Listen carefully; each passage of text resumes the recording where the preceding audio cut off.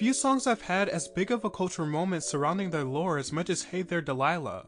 In an era where pop music is all about selling lore and telling a story, it's not a stretch to say that the song may have been a bit ahead of the curve. The composition itself is totally indebted to the 2000s. There's no mistaking which era it came from when hearing it. It's a touchstone of a bygone era. While digging to uncover the subject matter of Hey There Delilah seemed to be a critical point of interest in the media, the band behind the song was never able to replicate the same level of interest in any of their other songs. While Hey There Delilah had the honor of being their breakthrough, it was not their debut. It took them years of work to reach stardom. The Plain White T's began in the late 90s and released their very first album in the year 2000, taking a more indie rock approach.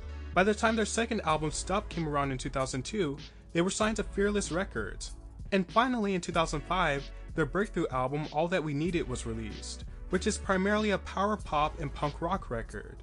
It is the album that would first house their signature hit Hey There Delilah, as it became an unexpected viral smash. And Delilah is a real person. The song was written by lead singer Tom Higginson after meeting track star Delilah DiCrescenzo. Delilah was a friend of a friend and they were not close, but he was immediately stunned by her good looks. Tom is quoted saying, "I thought she was the most beautiful girl I had ever seen. I told her, I have a song about you already." Obviously there was no song, but I thought it was smooth. Delilah turned him down because she was dating someone else at the time, but they kept in touch. A year later he had finished the song. About the actual writing, Higginson said, "Because I wasn't with Delilah, I had to imagine if I was with this girl, what would I want to tell her?" Delilah didn't initially know how to feel about the song. "When I'm at the gym, it's playing. When I'm at the pool, it's playing. Part of me wants to scream at the top of my lungs that it's about me. Another part of me wants to cower and say it's not. It was so beautifully written. There was pressure to live up to this ideal. I didn't know how to be polite, but ditch him." Though Delilah was a real person, the song however was all fiction. They never dated. As the song began to gain steam, they were signed to Hollywood Records, the label that is notorious for housing Disney Channel acts. The song was eventually reissued as the lead single to their fourth album released in 2006, Every Second Counts. The song went #1 in various countries including the USA and Canada. The song was nominated for 2 Grammys, and they tributed the subject of the song by bringing her as their date to the Grammys.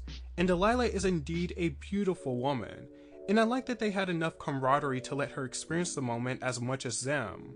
What followed was a string of moderately successful singles throughout the years, such as 1, 2, 3, 4 in 2009, and Rhythm of Love in 2010. Eventually the group was dropped by Hollywood Records. They were not exactly a hit-making machine. According to Chicago Tribune, the members of Plain White T's have different theories on why their former label, Hollywood Records, kept pushing back the release date of their album, American Nights. Lead singer Tom believes changes in upper management may have played a role. Guitarist Tim Lopez said he heard a rumor that the label spent a significant amount of money producing other artists' albums and wanted to push those instead. "It felt like we were in career limbo," said Tom. "It was time to move on. We went on tour and there was no momentum. Why are we out here? There was no game plan. We knew we had to get out of there, so we negotiated our way out of our contract and they let us walk with the album, which is pretty awesome." By 2020, lead singer Tom Higginson was the only original member left, and the group still releases music regularly. Though they had label troubles and were never able to replicate the success of their biggest hit, Hey There Delilah is such a massive song that they will likely secure gigs off that song alone for a lifetime.